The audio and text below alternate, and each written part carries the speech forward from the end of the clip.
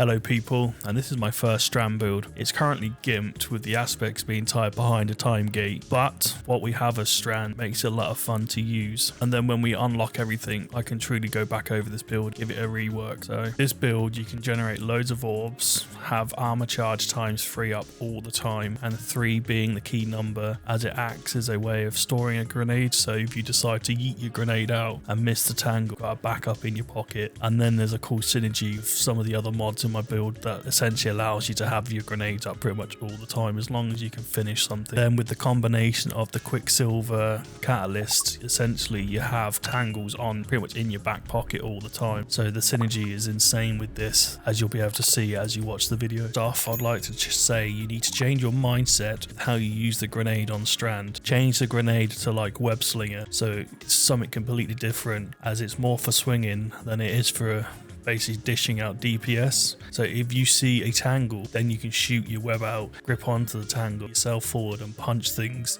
Don't see a tangle, don't use it, otherwise you're just going to be whinging or be upset that you don't have a grenade out. But once you change the mindset, you'll become one and you'll basically become Spider-Man that's also able to pop out little weblings to help you. It's pretty fun, and once you pair that with the synergy of Quicksilver, got tangles pretty much all up all the time. So let's get into the build. So the first aspect will be Mind Spun.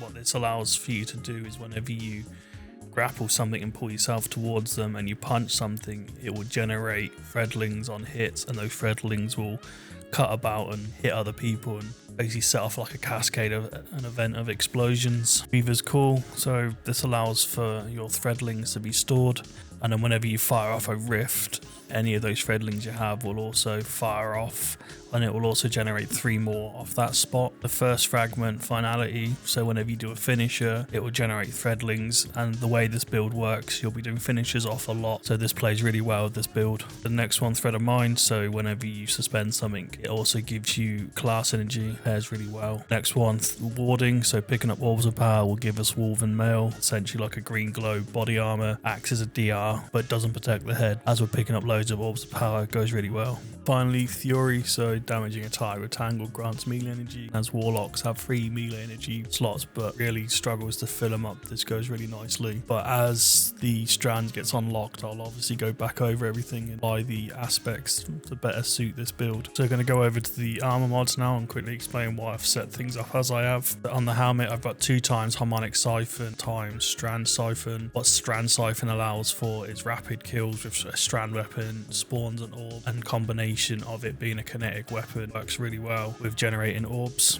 Then on the hands, we've got Firepower, Heavy-Handed, and Focus and Strike. I think there's a bug, or I think the synergy works well with Firepower and Heavy-Handed. So you chuck your grenade out, and then it'll pull you forward and you punch something, and it procs both of them at the same time. So this allows for you to generate 2 orbs on 1 punch, and then combine that with Focus and Strike. It'll also give you energy back to your melee, and being at Warlock's melee regeneration absolutely sucks. This pays really well with the build, and then as you watch later, you'll see it happening quite a lot. Then on the chest, I've just thrown together some survivability mods. There's anything else in there, it doesn't really play well with this build and the way I've set it up. So yeah, just put whatever you need on to help you get through the content that you're playing. Then on the boots, I've got Stacks on Stacks and Invigoration. So Stacks on Stacks essentially allows for Orbs of Power to act as 2 armor charges. So when you pick up 2 lots of Orbs of Power, you're going to get 4 times armor charge. But the way I've set the build up, I want it in such a way that I get 3 armor charge up, and I pretty much keep all the time with this build. So onto the bond, and this is where the synergy starts. So with Stacks on Stacks and the combination of 2 times Empowered Finished, what this essentially allows for you to do is always have times 3 armor charge, but you need to make sure that whenever you finish someone, it expends the 3. This is where Explosive Finisher comes in. So if you've got 3 times armor charge and you go up to someone and you actually finish them, it will consume the armor charge and give you back 80% of that grenade back. But here's the cool thing, because you've consumed those grenades back, the Empower Finisher will fire off again, which will then give you 3 times armor charge. So it's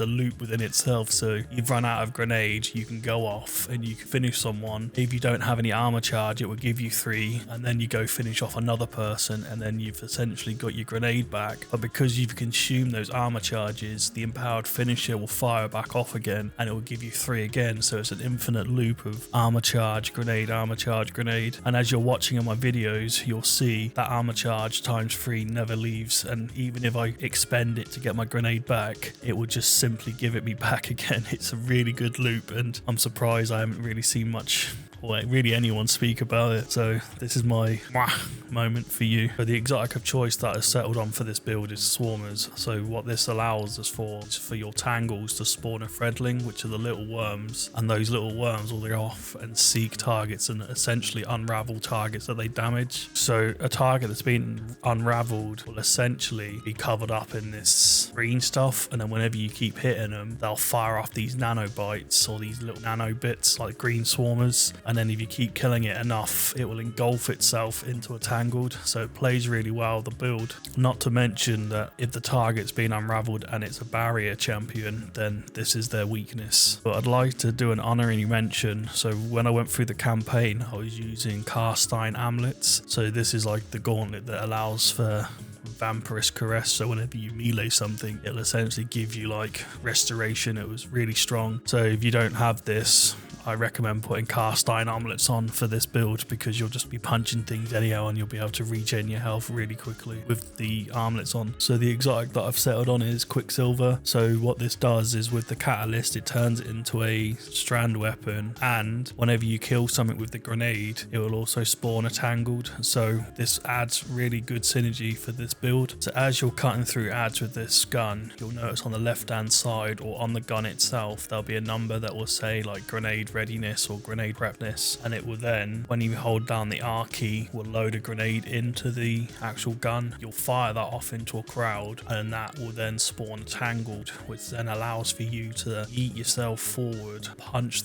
everything around there, and then if you pick up that actual tangle and then throw it and then quickly snap your grenade onto it, you can then fly forward. And at one point on my videos, you'll see that I can actually keep up with the No Time to Explain sparrows. And then if you're in a fire team, it's really good because you're able to just fly around like Spider-Man. It's pretty cool. So here's a look at my artifact, and these are the mods I recommend, and then these two are the mods that I recommend that you get afterwards. And yeah, this is my recommendation. So the gameplay loop is pretty simple. When I get your gun, basically use it as you normally would, and as you're killing targets, you'll get a grenade ready. So you'll get up to 3 for the gun. You can then use that gun to fire into a crowd in front of you, which will generate a tangle. And with your grenade, you can fire that at the tangle, which will then not consume the grenade, but will pull you towards that crowd. You can then heavy melee everyone just before you get there, which will then cause an explosion of threadlings everywhere, and then those threadlings then obviously start attacking things and unraveling them because of how the boots interact with them. And then you can pick that tangle up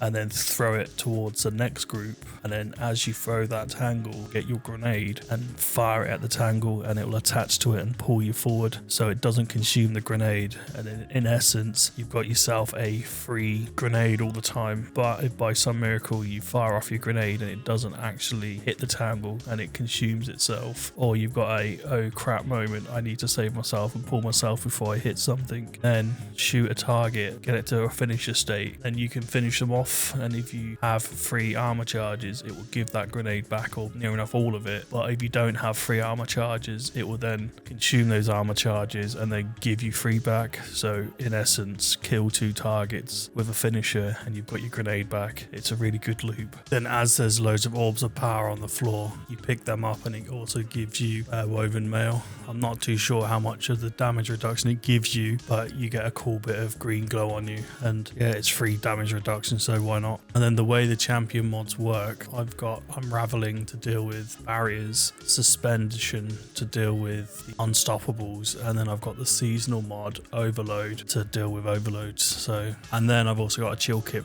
grenade launcher, just so that it's a thing in my back pocket to deal with them, just in case I can't get a tangle out. But it's quite easy with this build. If Bungie was to drop the cooldown on the tangled cooldown, then this would be even more funner, or at least reduce it so we can produce more. So in conclusion, this build is quite fun to play. You can zip around the map like Batman, you can punch things as worms, you can unravel things. It's fun, but it's capped at the moment because of the aspects that are locked behind a time gate. So hopefully next week, once we've got everything up and going, we should be able to see Strand in its full power, and then I'll do like some sort of review on the build to see if it's still viable, if it's worth doing a post on this build. So again, if you made it this far, I appreciate you. Please could you like and subscribe the video, and if there's anything you want me to look at, please let me know. I have a Twitch, I have a Discord, and yeah, it's all down in the description below. So yeah, thank you again, and hope to catch you on the next video. Have a good day. Bye bye.